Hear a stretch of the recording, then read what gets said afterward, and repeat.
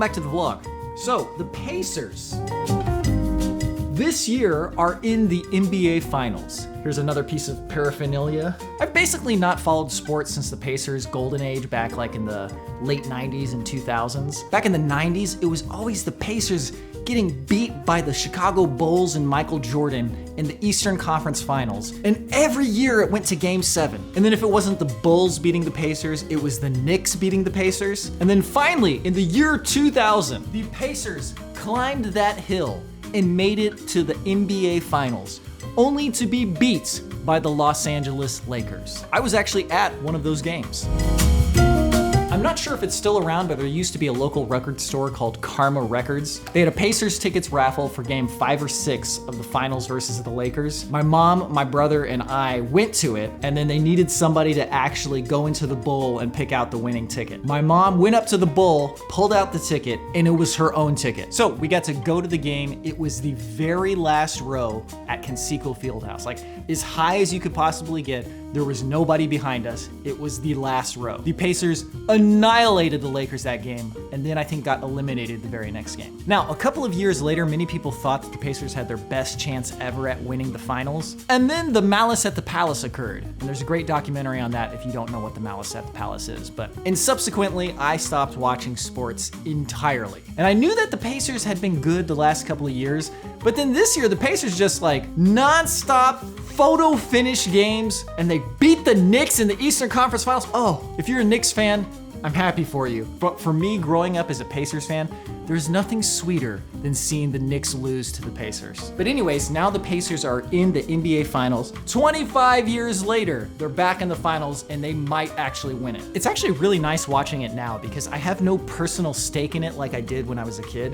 When I was a kid, man, if they lost, it was so devastating. But now as somebody who doesn't really follow them anymore, it's much nicer to watch and just be entertained at what happens one way or the other. But right now, it's very entertaining. They might win. Anyway, today, we continue to get ready. We've got about a week left before our first big trip of the year. Still got this podcast to edit, we've got shout outs to edit, and we got a bit more music to write. I should be able to get all of those things finished, and I will feel very buttoned up and just good to go. I like it when everything's squared away and like when a new project comes in, I'm ready to go and I can focus all of my attention towards it.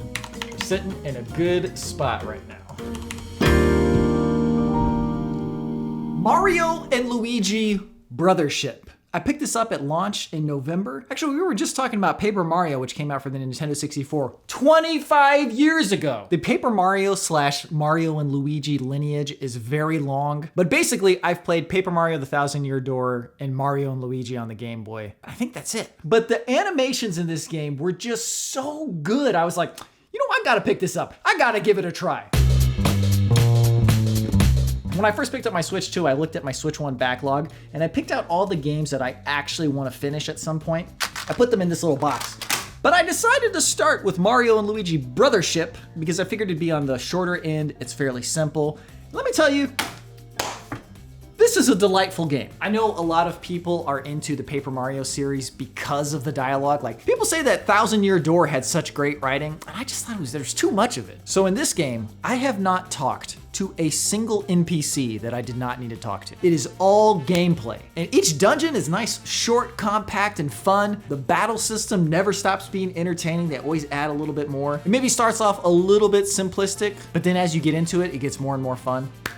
Oh, and speaking of turn-based RPGs where you have to press buttons at very specific timings, I have played Clair Obscur. I have not finished it yet. From the moment I saw the first trailer, I was like, what is that? I need that. And then as soon as you start the game, the music, oh, and the visuals, oh, the world, oh. The early release for the latest episode of Adventure Archives is out now. Did I already mention that before in a vlog? I don't remember. The public release is coming soon. I mention it at the end of the public release, but we got a new t-shirt provider. So there are these print-on-demand t-shirt companies. We've been using the same one called Teespring for years, and their quality has been so up and down all over the place, and I feel bad that we have not done more to fix this problem earlier. But sometimes you would order a shirt and then the print would just fall off after a couple of washes. We have finally got a new t-shirt provider. I have tested these shirts, but not extensively yet. They seem to be much better, but I promise you, if these do not hold up, we will switch to somebody else again. In fact, the only reason that we even are able to have t-shirts is because there's these print-on-demand services. If we had to like order a certain quantity and ship them out ourselves, we would never have t-shirts. That is a full-time job. These print-on-demand services are pretty nice because you can just upload your design and they'll do all the printing for you. They take care of all of the shipping. It's very nice. But if the shirts don't even last, then it's not even worth doing. So hopefully these shirts last. If they don't, please let us know and we will try out somebody else again. And also, if the prints come off, contact the company and get a refund. I hate thinking about how many of our t-shirts are probably just blank shirts. I have multiple shirts that just are like blank now. Like even if you take care of them and don't put them in the dryer, it still can be blank. So I sincerely apologize if you've ever had a shirt that was blank. Hopefully the actual t-shirt itself is still usable. But yeah, stay tuned for the public release when we launch the store. The print quality seems good.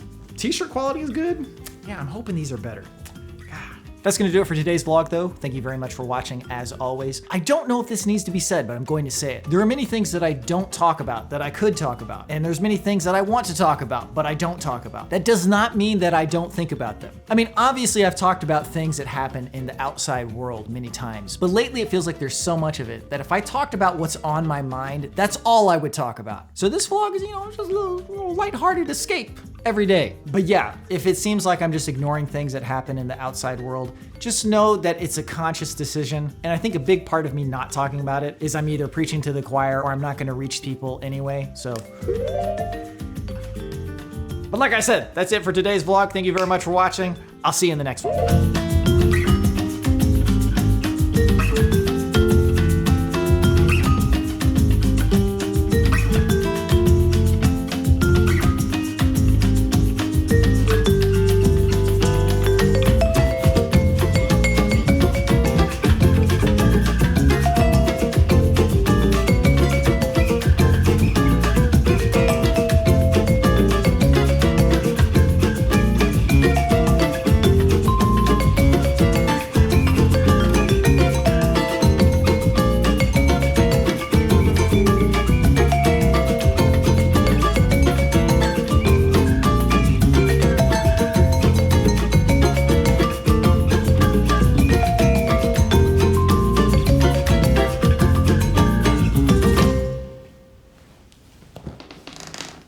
Hello, Miss.